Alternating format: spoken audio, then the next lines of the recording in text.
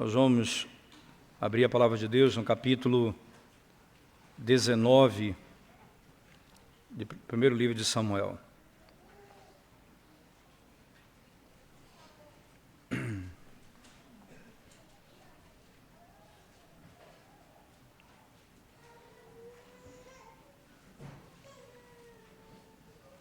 Diz assim, irmãos, a palavra do nosso Deus. Primeiro livro de Samuel, capítulo 19. Falou Saul a Jonatas, seu filho, e a todos os servos sobre matar Davi. Jonatas, filho de Saul, muito afeiçoado a Davi, o fez saber a este, dizendo: meu pai Saul procura matar-te, acautela-te, pois pela manhã fica num lugar oculto e esconde-te. Eu sairei e estarei ao lado de meu pai, no campo onde estás, falarei a teu respeito a meu pai e verei o que houver e te farei saber. Então Jonatas falou bem de Davi a Saul, seu pai, e lhe disse: não peque o rei contra o seu servo Davi, porque ele não pecou contra ti, e os seus feitos para contigo têm sido muito importantes. Arriscando ele a vida, feriu os filisteus, e efetuou o Senhor grande livramento a todo Israel. Tu mesmo viste e te alegraste, porque pois pecarias contra sangue inocente, matando Davi sem causa. Saul atendeu a voz de Jonatas e jurou: tão certo como vive o Senhor, ele não morrerá. Jonatas chamou a Davi, contou-lhe todas estas palavras e o levou a Saul. E esteve Davi perante este como dantes. Tornou a haver guerra, e quando Davi pelejou contra os filisteus e os feriu com grande derrota e fugiram diante dele, o espírito maligno da parte do Senhor tornou sobre Saul. Estava este assentado em sua casa e tinha na mão a sua lança, enquanto Davi dedilhava o seu instrumento músico. Procurou Saul encravar a Davi na parede, porém ele se desviou do seu golpe, indo a lança ferir a parede. Então fugiu Davi e escapou. Porém Saul, naquela mesma noite, mandou mensageiros à casa de Davi que o vigiassem para ele o matar pela manhã. Disso soube Davi por Mical, sua mulher, que lhe disse: se não salvares a tua vida esta noite, amanhã serás morto. Então Mical desceu Davi por uma janela, ele se foi, fugiu e escapou. Mical tomou um ídolo do lar e o deitou na cama e pôs-lhe à cabeça um tecido de pelos de cabra e o cobriu com um manto. Tendo Saul enviado mensageiros que trouxessem Davi, ela disse: está doente. Então Saul mandou mensageiros que vissem Davi, ordenando-lhes: trazei-me o mesmo na cama para que o mate. Vindo, pois, os mensageiros, eis que estava na cama o ídolo do lar e o tecido de pelos de cabra ao redor de sua cabeça. Então disse Saul a Mical: por que assim me enganaste e deixaste ir e escapar o meu inimigo? Respondeu-lhe Mical: porque ele me disse: deixa-me ir, senão eu te mato.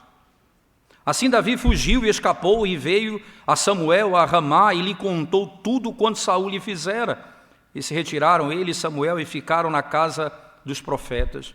Foi dito a Saul: eis que Davi está na casa dos profetas em Ramá. Então enviou Saul mensageiros para trazer-lhe Davi, os quais viram um grupo de profetas profetizando onde estava Samuel, que lhes presidia. E o Espírito de Deus veio sobre os mensageiros de Saul, e também eles profetizaram.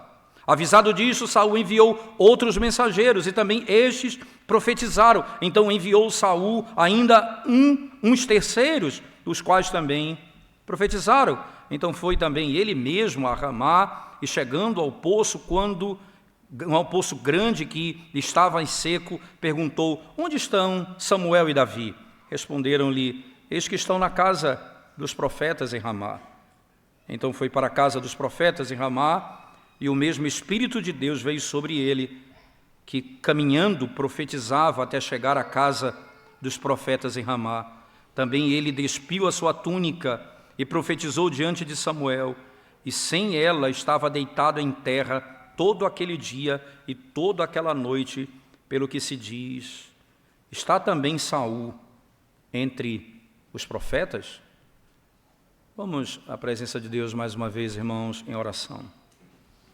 Senhor, nós te bendizemos e te exaltamos pelo glorioso privilégio de podermos ouvir a Tua voz por meio da pregação do Teu Evangelho.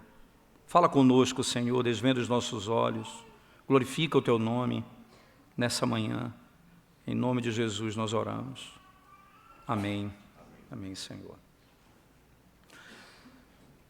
Essa é uma narrativa, irmãos, que com toda clareza descreve uma verdade inequívoca. Deus é a força do seu povo. Deus é quem protege o seu povo. Independente do que você já sabe da história, independente dos detalhes que nós acabamos de ler dessa história, o grande foco é Deus protege o seu povo, e Ele é a força do seu próprio povo. A força do seu povo encontra-se em Deus. E a palavra que mais se repete nessa sessão é a palavra escapar, que é um verbo, literalmente. Ele escapou. Pelo menos 5 vezes usa-se esse verbo. Davi escapou de todas as ciladas que foram armadas contra ele. O Senhor o guardou de todas elas. E o grande ponto aqui, irmãos, é percebermos até mesmo um tipo de ironia, se eu posso dizer isso. E que quem protege visivelmente a Davi são os da casa de Saul.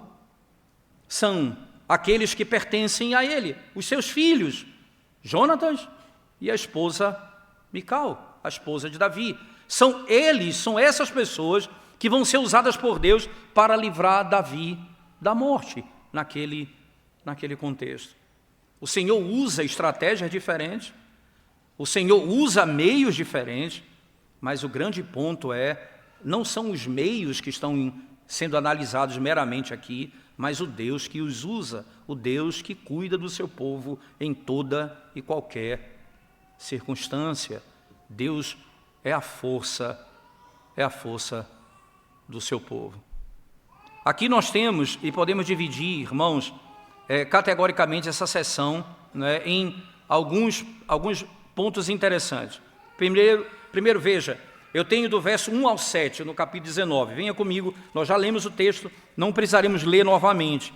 Mas do capítulo 19, verso de 1 a 7, eu tenho aqui uma sessão muito clara em que o Senhor vai proteger Davi, por meio de Jonatas.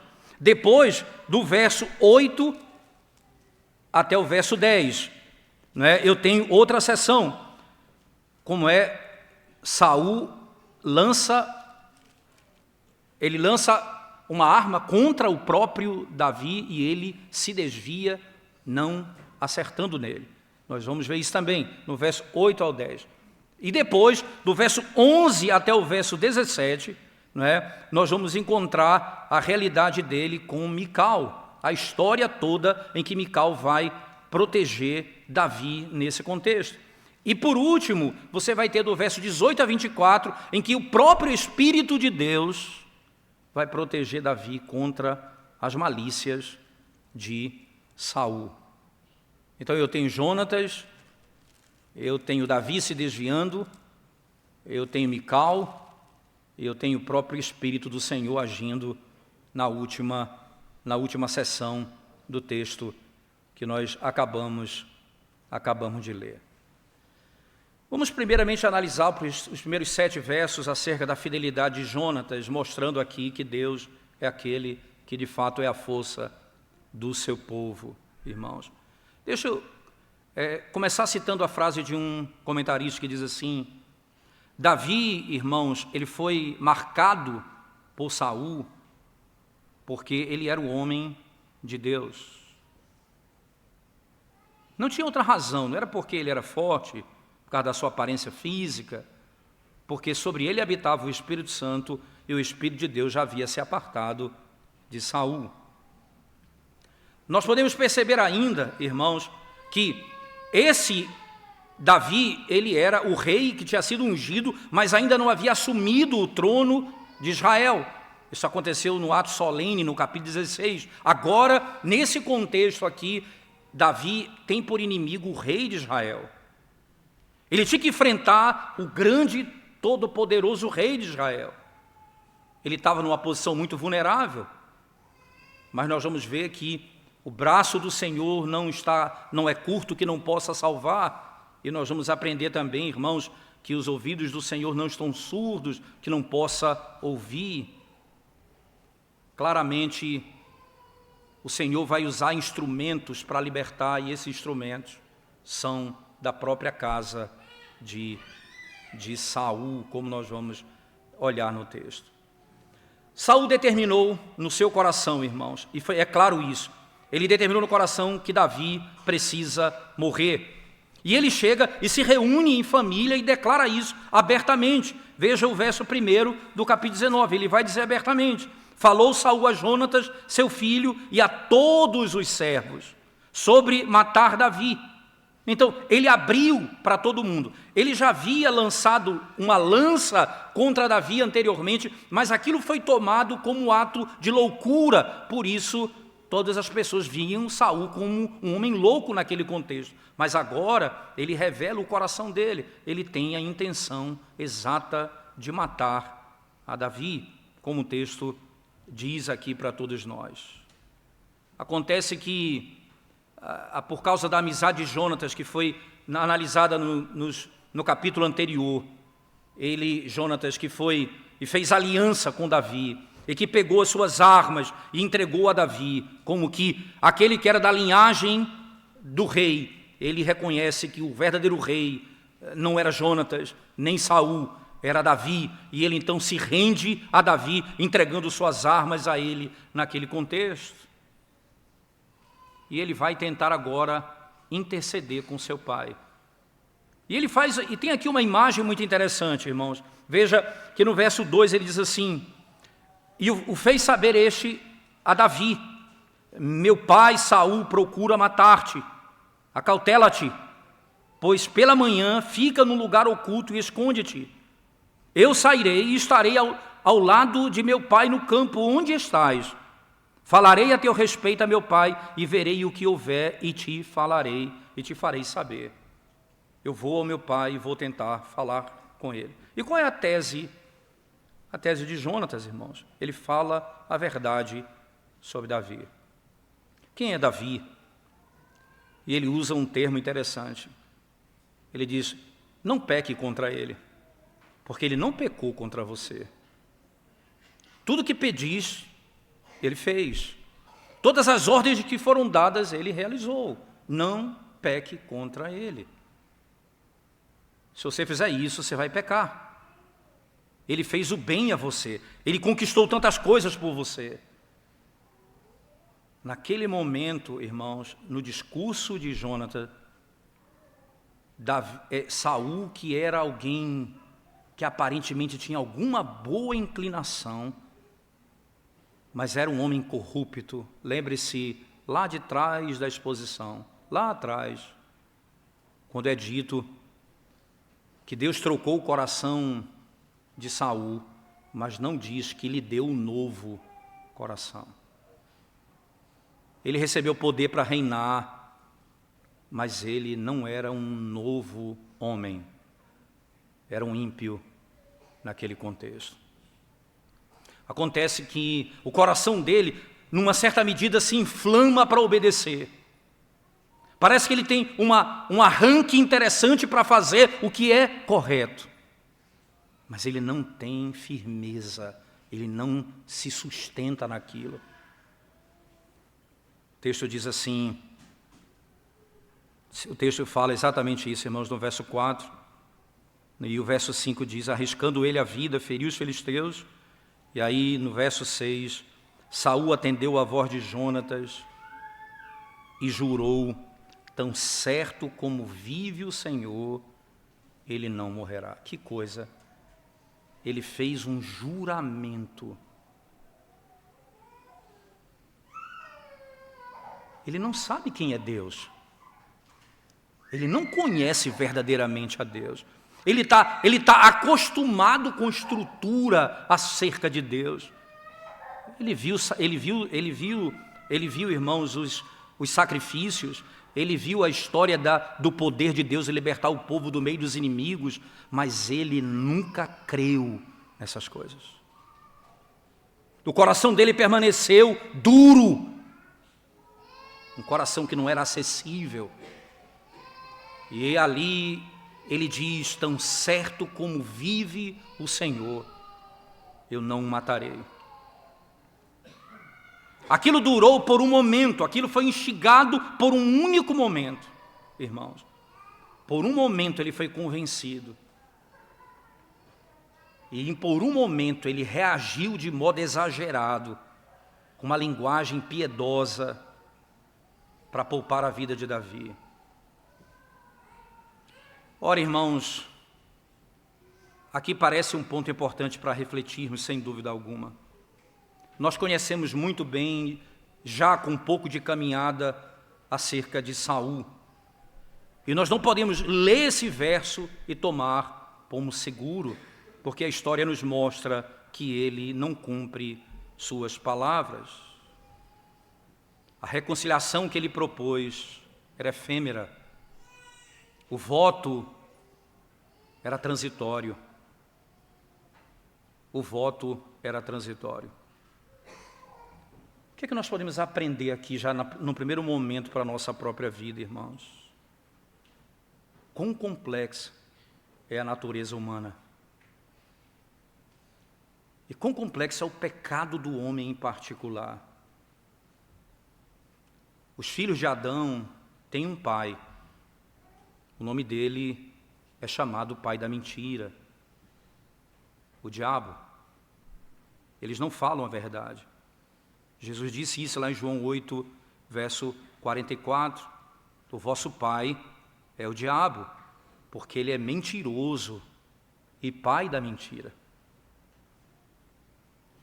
Saul estava vivendo aqui uma mentira.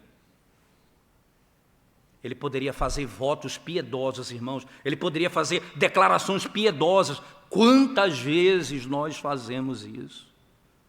Em reações a pecado, nós fazemos juramentos que não têm valor algum. São palavras vazias. Palavras vazias. Qual era o verdadeiro Saul que estava falando aqui, irmãos? Quem era ele exatamente? Quem era esse que estava falando? As oscilações recorrentes entre o fato dele insistir no erro e depois se arrepender, tornava cada vez mais difícil declarar ele um hipócrita incorrigível. Ainda não se podia falar alguma coisa sobre ele até um dado momento na história. A insistência de viver uma vida dupla. Eu me arrependo e continuo fazendo aquilo que eu me arrependo.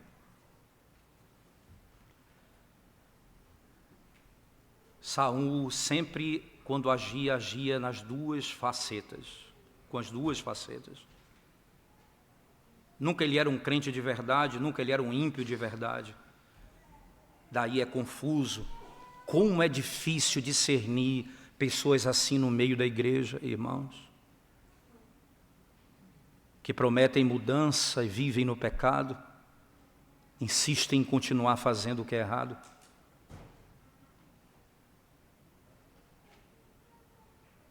É difícil declará-los hipócritas, sem mudança, até que chegue o momento que seja declarado isso, que fique claro como o dia. Mas enquanto isso, eu preciso alertar você, povo de Deus. Cuidado com essa vida dupla que você vive. O Senhor um dia cortará você do meio da congregação. Cuidado com essa vida dupla que você vive. o Senhor não terá por inocente quem toma o seu nome em vão, fala as coisas de Deus em vão, canta os seus cânticos em vão, lê a sua Bíblia em vão, ouve a sua palavra em vão. O Senhor não terá por inocente quem vive a vida assim. Certamente isso nos chama a pensar na necessidade de uma real mudança, irmãos. Aqueles que não recebem a obra do Espírito de Deus, e aqui é importante frisar isso, lembre-se disso. Sem o Espírito de Deus, o que é que vai distinguir Davi de Saul? O que é que distingue um ímpio de um crente? Não é a capacidade interna, não é o poder mental, não é o teu caráter, não é a tua força íntima, é o poder do Espírito. O Espírito habitava em Davi e o Espírito não habitava mais em Saul. Não há como nós vivermos para agradar a Deus sem o Espírito de Deus. Paulo diz, eu não posso chamar Cristo de Senhor sem o Espírito de Deus. Eu não tenho como fazê-lo. O ponto não é a minha capacidade, o ponto não é a tua força, o ponto é a graça de Deus sobre nós. O que nos separa de Saul não é o nosso caráter. O que nos separa de Saul é a graça de Deus que nos sustenta. É somente isso que nos separa de Saul. Nós precisamos ser salvos pela graça de Deus em Jesus Cristo para termos o nosso coração mudado e vivermos uma nova obediência diante dele. Segunda etapa do texto, nós temos aqui a história de Mical, irmãos, que está aqui nos versos 8 até o verso 17. Se você olhar no texto, não é, antes disso você tem um momento em que Saul que lança na realidade uma lança contra o próprio Davi, e Davi, ele mesmo se esconde, ele foge, e ela é cravada na parede. Ela ia ser cravada no coração dele, ele é cravada na parede, e ele corre. E naquele momento, quando ele foge, quando ele se desvia daquele contexto, ele sabe-se exatamente o que vai acontecer. Ele vai para casa. Ele vai para casa. Você sabe que tem um salmo escrito nessa história? Isso é uma descoberta interessante até para mim mesmo. Há um salmo escrito contando essa história, e que é cantado esse salmo, que é o salmo de número 59. Abra sua Bíblia lá, por favor, o salmo de número 59, e diz assim o texto, irmãos, veja, não vamos ler o salmo agora não, no momento oportuno faremos, e até eu peço a você que mantenha o salmo aberto, mas veja aqui a introdução do salmo, o título que está no salmo, antes de começar o salmo: ao mestre de canto, segundo a melodia, não destruas. Hino de Davi, quando Saul mandou que lhe sitiassem a casa para o matar. Agora, com a história de Mical, ele vai escrever e cantar esse salmo aqui. Uma história estranha, de ações estranhas de Mical, mas que Davi louva ao Deus que o libertou daquela situação. Falaremos disso um pouco mais adiante, mas preste atenção no que passa a acontecer aqui, irmãos. O espírito maligno, como diz o texto sagrado, o espírito maligno da parte do Senhor tornou sobre Saul. Estava este assentado em sua casa, verso 9, e tinha na mão a sua lança, enquanto Davi dedilhava o seu instrumento de música musical, né? Procurou Saul encravar a Davi na parede, porém ele se desviou do seu golpe, indo a lança ferir a parede, e então fugiu Davi e escapou. Porém naquela mesma noite mandou mensageiros à casa de Davi, porém Saul mandou naquela mesma noite mensageiros à casa de Davi, que o vigiassem para ele o matar pela manhã. Disto soube Davi por Mical, sua mulher, que ele disse: se não salvares a tua vida esta noite, amanhã serás morto. Amanhã serás morto. Eu quero Davi morto. A partir daqui, irmãos, não haverá mais meia volta. A partir daqui, podemos dizer, ele coloca o pé no acelerador até a sua destruição. Não haverá meia volta. Ele deseja matar e ele parte para matar. O que estava oculto no seu coração foi revelado à sua casa. Agora é público e todos têm conhecimento. Saul queria Davi morto. Era esse o propósito. Os filhos de Saul tinham mais senso de justiça do que o próprio pai. Essa é uma das ironias da providência de Deus.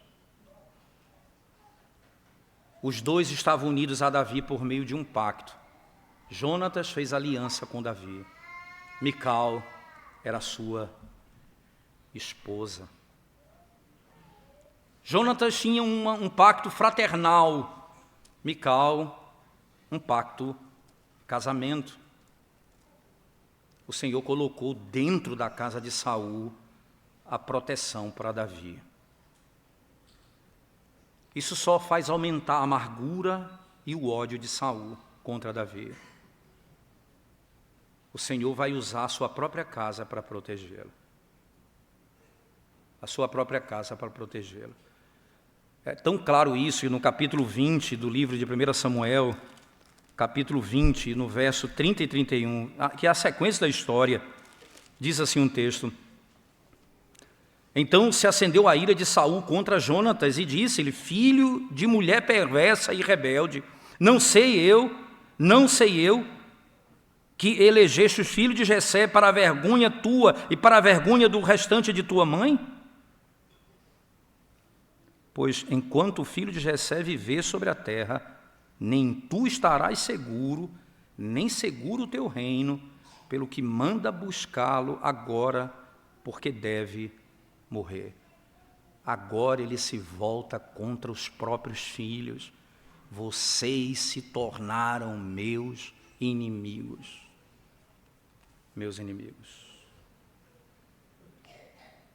Não havia mais volta, os filhos passam a ser inimigos dele.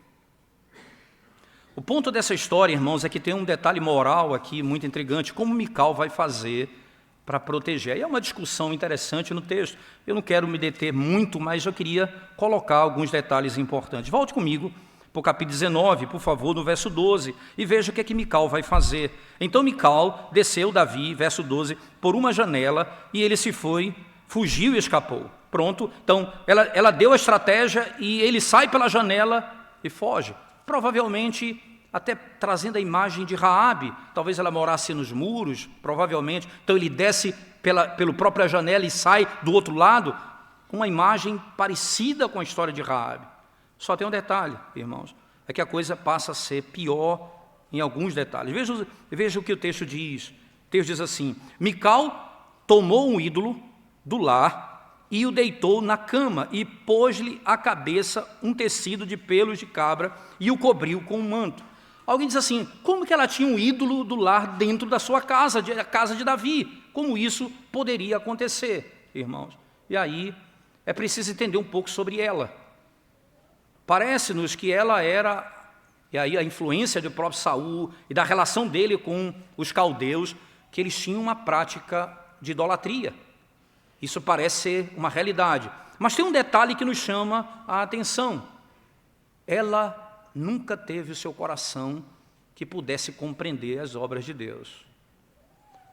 Vamos imaginar o seguinte: ela pega o ídolo e coloca lá, tenta enganar o pai. O pai diz assim: traga ele deitado mesmo, eu vou matá-lo aqui.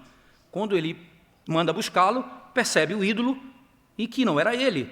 Então ele se levanta contra ela. Para ela escapar, ela diz assim: eu deixei ele fugir porque senão ele ia me matar. Você sabe que ele é violento.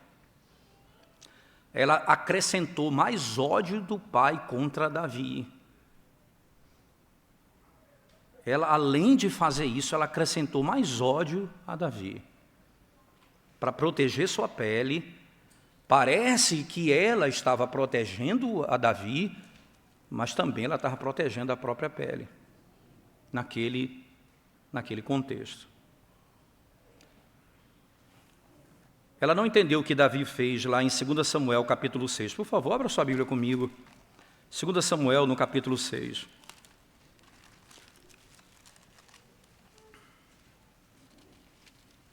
No verso 16 em diante, diz assim a palavra de Deus.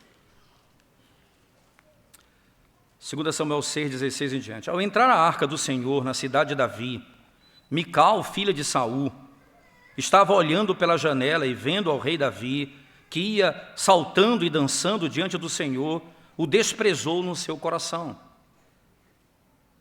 Ela não entendeu o que Davi estava fazendo, ela o despreza ali.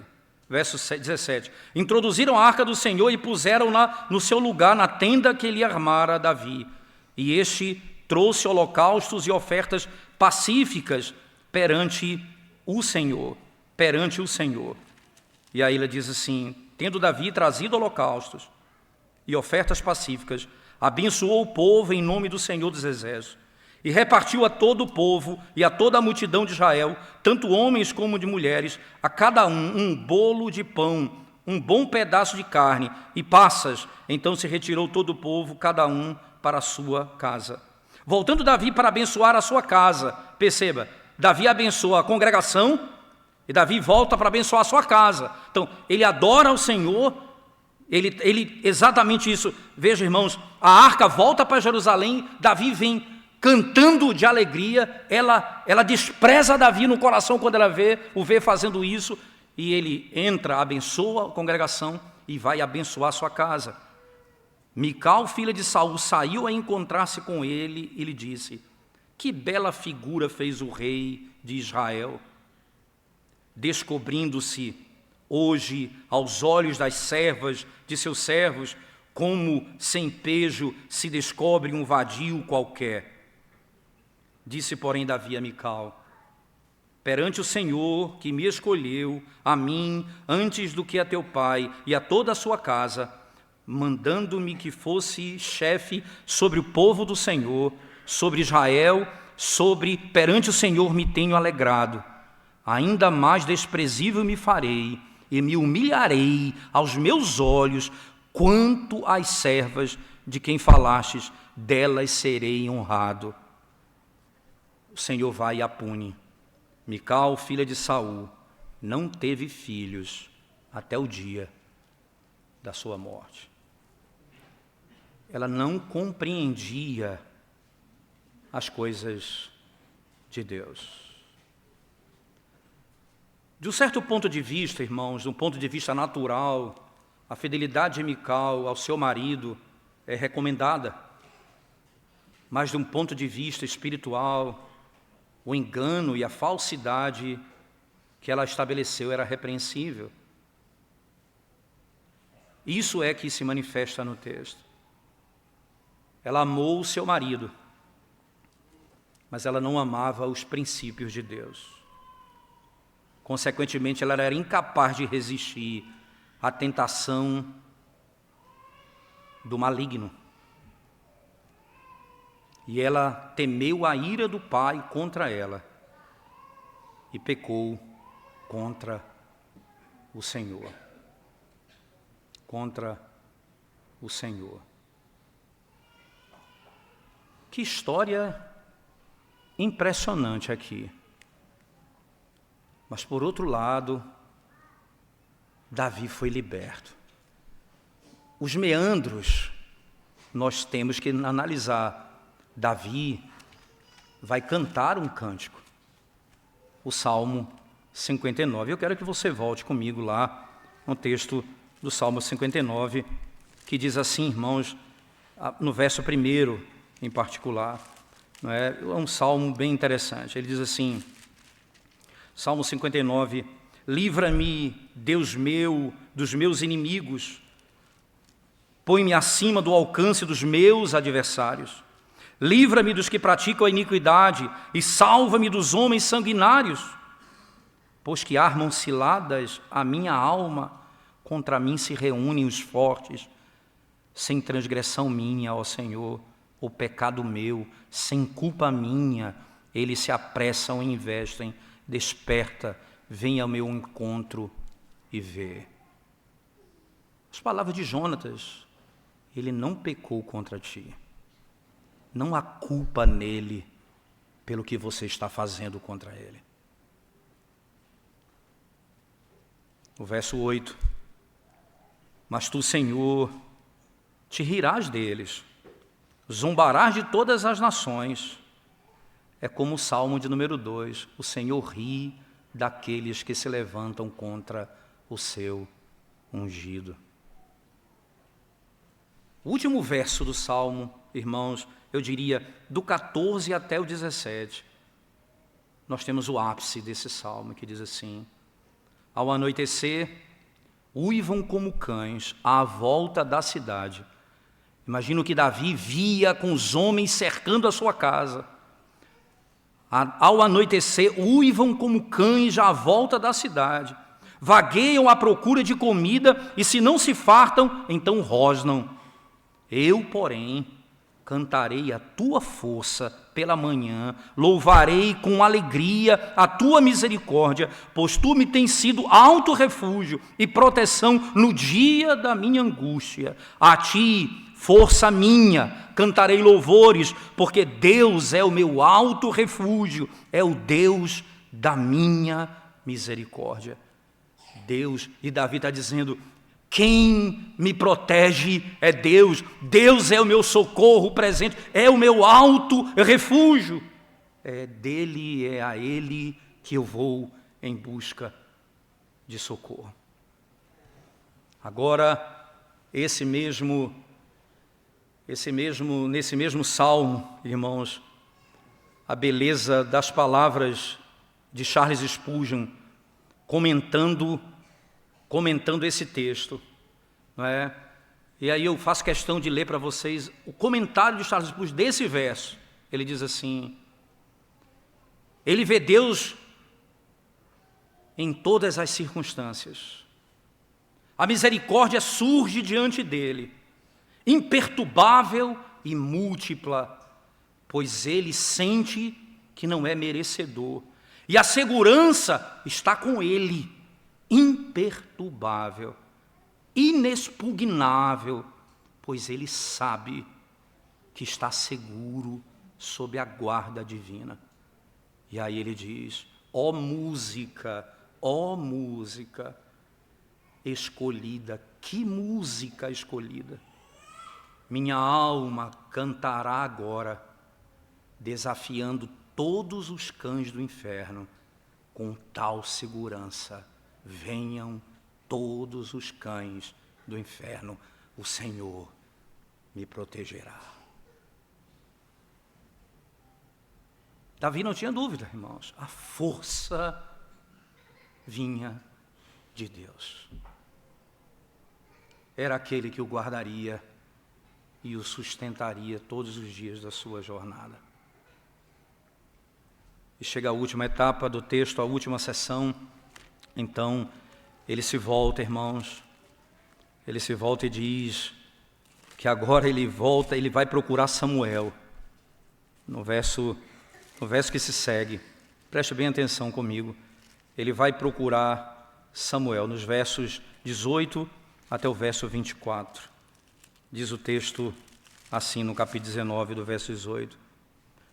Apenas o 18. Assim Davi fugiu e escapou, e veio a Samuel a Ramá, e lhe contou tudo quanto Saul lhe fizera, e se retiraram ele e Samuel e ficaram na casa dos profetas.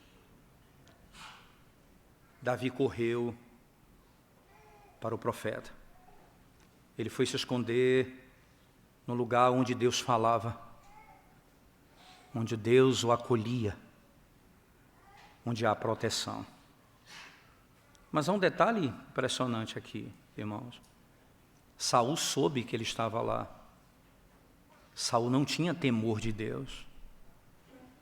Samuel foi para a casa dos profetas. Veja, aqui é como se fosse um lugar como a história de Elias, quando você tem a escola de profetas, talvez era algo parecido com isso. Ele vai para esse lugar dos profetas, e lá onde Deus falava com o povo, ele se esconde ali com Davi. Samuel foi com Davi para lá.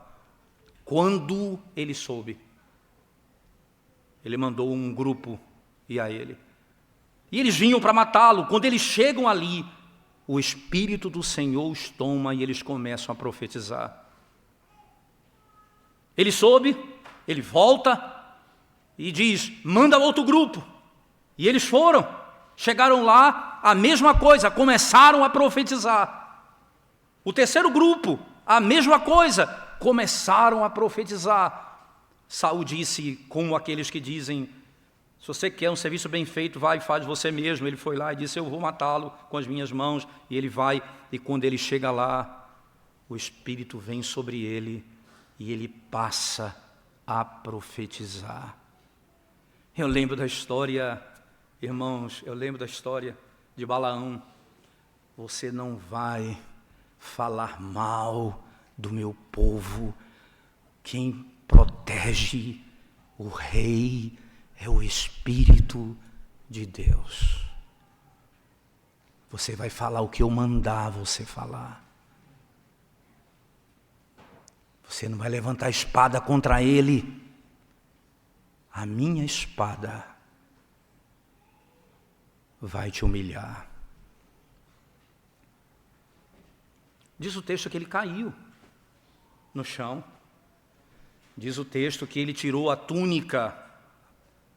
Alguns falam que ele ficou nu, outros falam que ele tirou apenas a parte externa. Mas ele ficou deitado no chão o dia inteiro. E aí termina o texto dizendo com Saul virou uma piada no meio de Israel. Que piada, irmãos.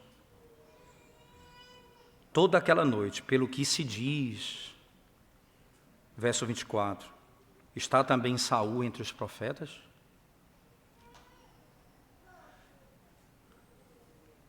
Aqui, irmãos, nós temos a necessidade de, eu preciso da paciência de vocês só para ir para o capítulo 9 e ficar marcando aqui o capítulo 19. Por favor, eu preciso que você preste bem atenção nisso. Com o texto em tela, o texto em mão, 1 Samuel 19, certo? Verso 22 diz assim, preste atenção no 22. Então foi também ele mesmo a Ramá, certo? Ele foi a Ramá. Lá no capítulo 9 de 1 Samuel, venha comigo. O que é que vai acontecer quando Saul vai ser escolhido e vai ser o rei de Israel? 1 Samuel capítulo 9, verso 6, diz assim, porém ele lhe disse, nesta cidade há um homem de Deus e é muito estimado, tudo quanto ele diz sucede. Vamos agora lá mostrar-nos Vamos-nos agora lá, mostrar-nos-á porventura o caminho que devemos seguir. Perceba que aqui o lugar que eles estão indo, literalmente, é Ramá, o mesmo local. Eles estão indo para o mesmo lugar. Ele vai em busca de Samuel ali. Ele vai em busca de Samuel no capítulo 19, ele vai a Ramá em busca de Samuel, da mesma forma. Aí você vai no mesmo 1 Samuel 19, verso 22, segunda parte, diz assim, e chegando ao poço grande que estava em seco, perguntou, onde estão Samuel e Davi? Volte lá comigo, irmãos, no capítulo 9, no verso 11, o que é que vai acontecer? Capítulo 9, verso 11, subindo eles pela encosta da cidade, encontraram umas moças que saíam a tirar água e lhe perguntaram, está aqui o vidente? Que eles se referiam a Davi, ou melhor, a Samuel. Perguntaram, está aqui o vidente? Está aqui Samuel? A mesma coisa que acontece lá. Acontece no capítulo 19, acontece no capítulo 9. Mas vamos voltar agora para o capítulo 19, verso 23, por favor. Então foi para a casa dos profetas em Ramá. E aconteceu o quê? E o mesmo Espírito de Deus veio sobre ele, que caminhando profetizava até chegar à casa dos profetas em Ramá. Agora vamos lá para o capítulo 10 de 1 Samuel, versos 5 a 6, diz assim um texto, 1 Samuel 10, 5 a 6. Então seguirás a Gibeá Elohim, onde está a guarnição dos filisteus, e há de ser que, entrando na cidade, encontrarás um grupo de profetas que descem do alto, precedidos de saltérios e tambores, e flautas e harpas. Eles estarão profetizando. O Espírito do Senhor se apossará de ti e profetizarás com eles, e tu serás mudado em outro homem. A mesma coisa que acontece lá, acontece aqui. Mas qual é o ponto, irmãos? No capítulo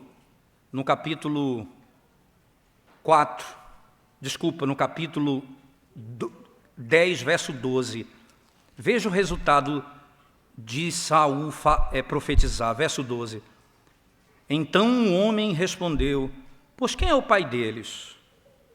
Pelo que se tornou em Provérbios, está também Saul entre os profetas? Que coisa, a mesma declaração que você tem lá. Por que isso, hein?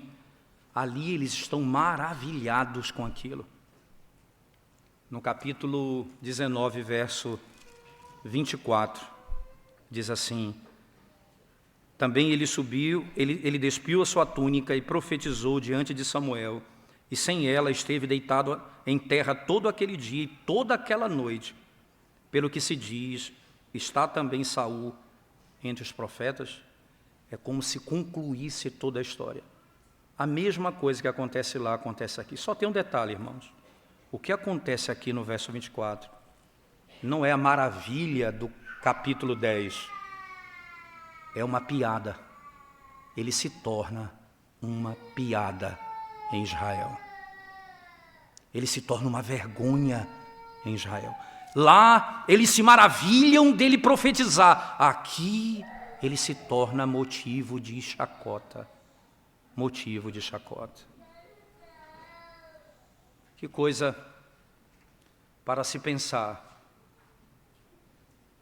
No capítulo 10, você tem uma ideia, no capítulo 11, verso 6, o Espírito vem sobre Saul e vai investi-lo com autoridade.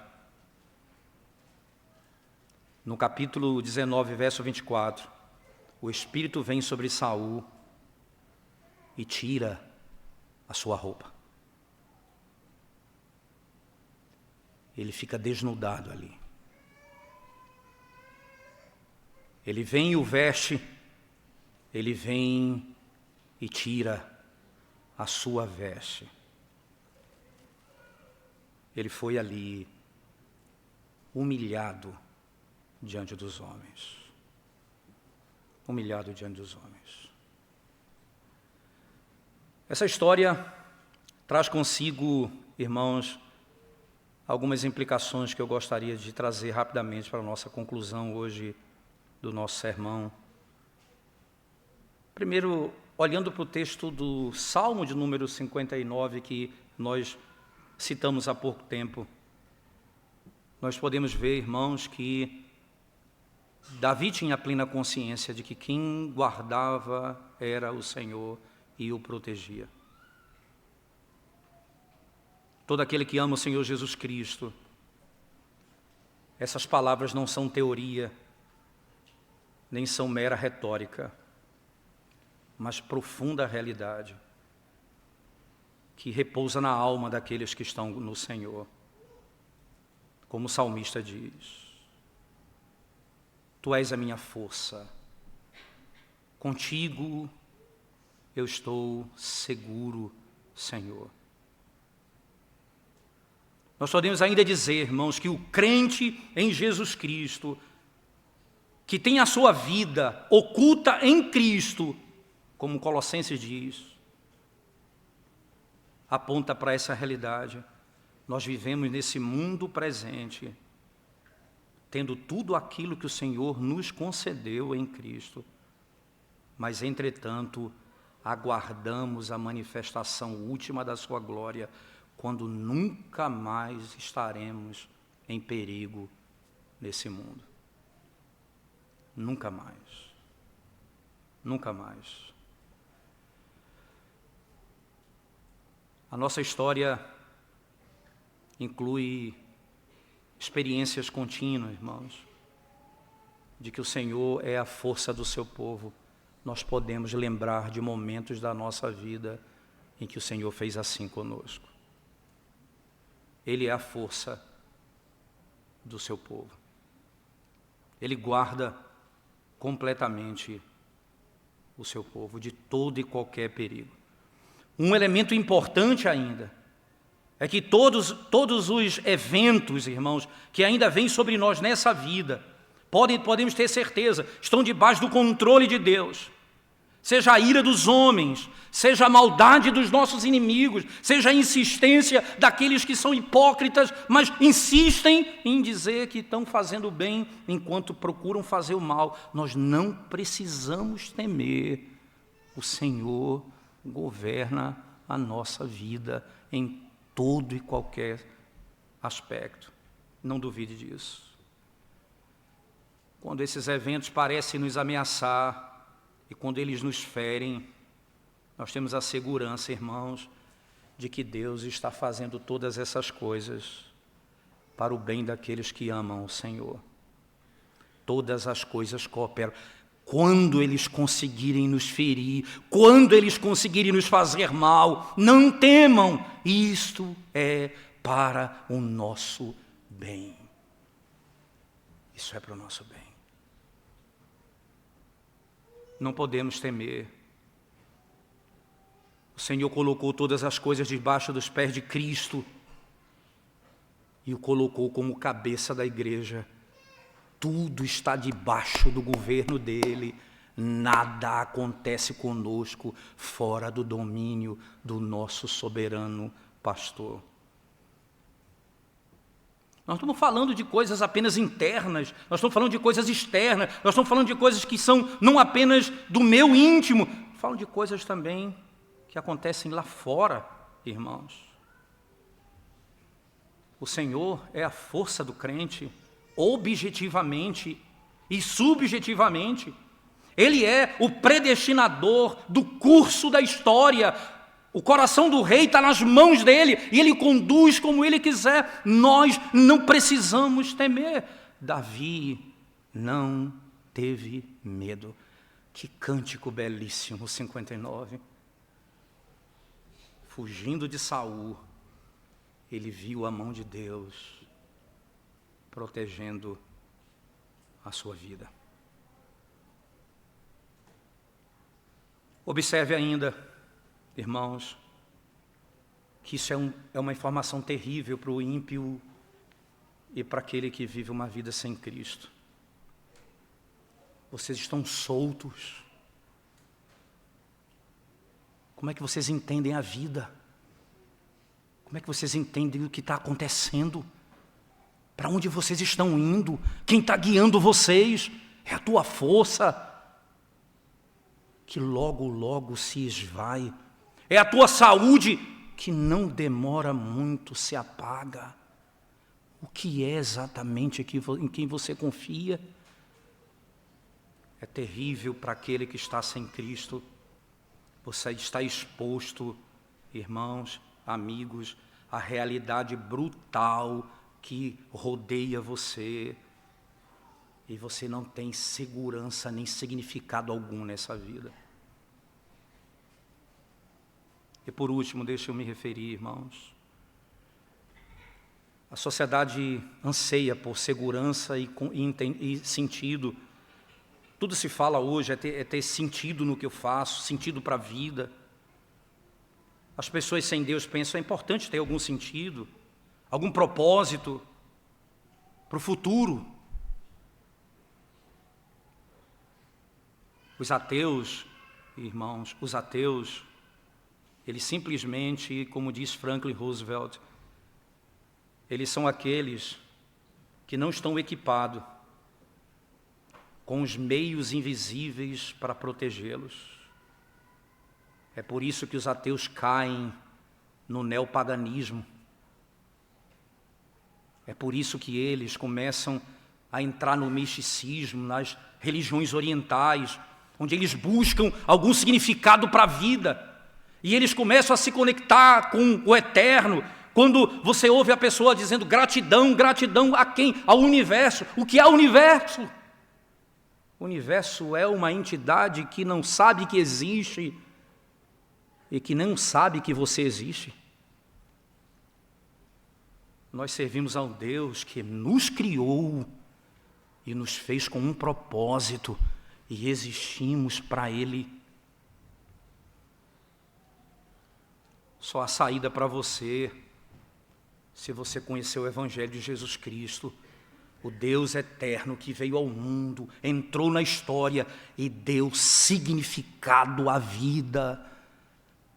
Não importa quem queira nos matar. Nós ouvimos o Senhor dizer: não temam aquele que pode matar apenas o teu corpo. Temam aquele que pode lançar no inferno o teu corpo e a tua alma. Venha Jesus Cristo hoje. A tua salvação e o único sentido para a tua vida. Porque o meu Salvador Jesus Cristo, Ele veio, cumpriu o que foi ordenado, ressuscitou ao terceiro dia, depois de morreu ao terceiro dia, ressuscitou, foi assunto aos céus, está sentado à direita de Deus Pai e há de voltar.